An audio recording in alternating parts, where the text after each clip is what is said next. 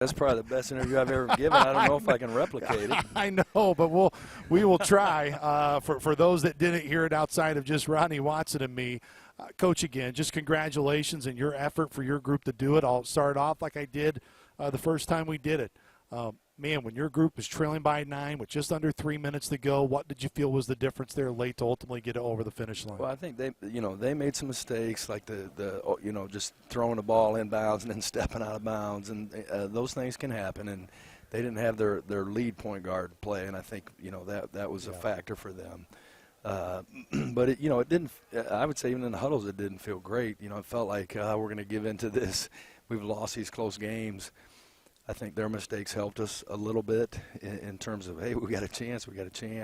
They missed a free throw here and there, and they only went 10 for 20 from the free throw line. So I say you have to shoot well from the free throw line if you want to consistently win. You just need to do that. And but like we said, we changed our defense completely just in terms of our pressure was way more than we've done the rest of any game we played this year. But we just felt like we didn't want them just to run their offense, but turn them into just putting the ball on the floor and making plays. Coach, it's one thing for you and your staff to make an adjustment defensively. You use the word change. I would say an addition to your defense. Man, you guys have put so many additions into your defense. Who is it on your team that really co-signs every move you make, that everyone else says, if he's doing it, we're doing it? Well, I mean, that's Mayo. I mean, he even if he doesn't agree, he knows that if the players see him say, listen to coaches, trust them, that they'll do it. He's the one that makes everybody do it.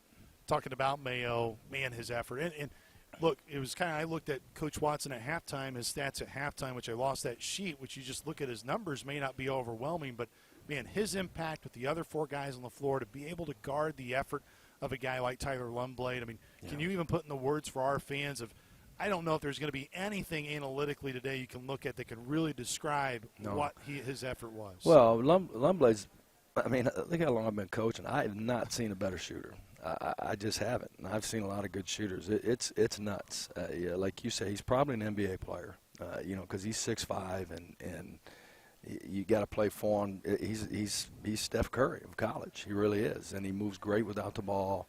Our players, did a good job of switching when we needed to. Those kind of things to step. And to me, the amazing stat is when you look at them offensively, when you look at us offensively, because we're not a great three-point shooting team. We took 22 threes. They took 12. We only allowed them to take 12 threes. And, I think they made 3. I mean, what are the chances of us making 5 more threes than Belmont the way they shoot the ball? So I thought we did a good job there, and it was great to see us make some threes too. Can you describe your defense today of really your touch switching? And what we're really referencing is, and especially when you guys would switch on the perimeter, your guards would shove your big men, and you talked about that constantly in practice. Today, I mean, describe that today, how your team well, did. particularly when you're pressuring the ball, because you're not trying to figure out my switch with anybody. I'm pressuring the ball. I don't see a screen coming. I don't see anything. And on some of these handoffs, when you get to the guy, you just got to push him out to get out on him, because you can't just switch on a guy like Lundblade. You got to switch up and make sure, because he'll just stop and shoot it. And he'll just stop behind the screen and shoot it. So you have to switch up. And our guys, like in a one-day prep like that, it's incredible how well they did. 2 things that surprised me. One, the ball didn't find Lundblade's hands in the last 4 possessions when they had to have it most. That's number 1. Credit to your defense altogether. The next thing, what was your counter if House can't catch the ball? Well, he was going to catch it.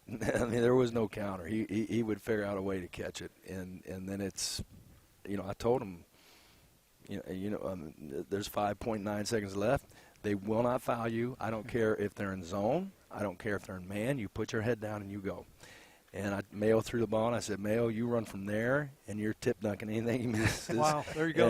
And you can do that in 6 seconds easily, and he did. And I was telling people that, like, when he shot that ball, to me, it felt like that ball was in the air for 3 weeks. It just was like, to see it go in and see our guys celebrate is good. And we're proud and super excited. Now the key will be get them, to pull back in and get refocused. Because man, we go home and boom, we're back on a bus, and this league schedule has been no joke. I woke up this morning, I'm like, man, I'm exhausted. I am exhausted from traveling. I don't even know where I am anymore.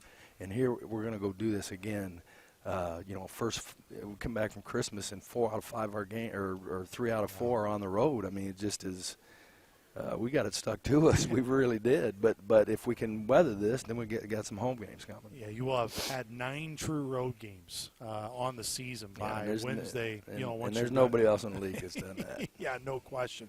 Coach, to really just further that point, it's been an area I've talked about with Coach Watson a lot on the road. I think of a lot of the close games, High Point late. Richmond, I know, late in the game in the last possession, getting a stop.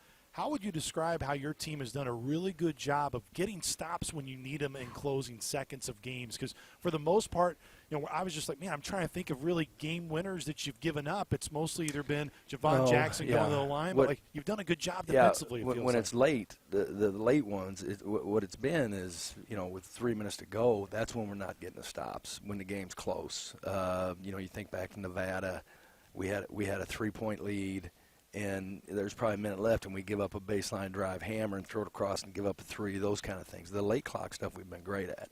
But we've had a lot of practice, too, and not just in practice, but in games. Isaiah Stafford today, if it wasn't for Q's last shot, Isaiah just would have been your player of the game. But, man, again, we thought Valpo could maybe be a game that could get him going today. I think it helped. I think Valpo helped, him getting that dunk and some of those things. But, yeah, the shots he made in the second half, he made the 2 threes, and then he made the one drive. And I'm like, that's not even a good shot. But you could tell he was just feeling it at that point. For your team now, what do you want them to learn about this one and also just carry this momentum that you got here now on the road to UIC? It's hard, but, what we've got to start doing, and we've not been able to do it, but this needs to be an expectation where, and we want to be excited about this, but then, hey, let's move on and get ready for the next one. And I say when you have a high winning program like Belmont does, the wins aren't as fun, and the losses hurt a lot more. And when you don't have a program that's used to winning and winning and winning, the wins feel so great, and the losses don't bother you as much. And I want to get it flipped, and it's hard to do. It's a hard flip to make, but that's where we want the expectations. Coach, your second interview was much better. Coach, appreciate the time. Okay. Congratulations. Thanks, Coach. We'll see you back Good home. work. Thanks. Once again, that was head coach Scott Nagy. His comments again were brought to you by CMC Mitchell & Associates. Big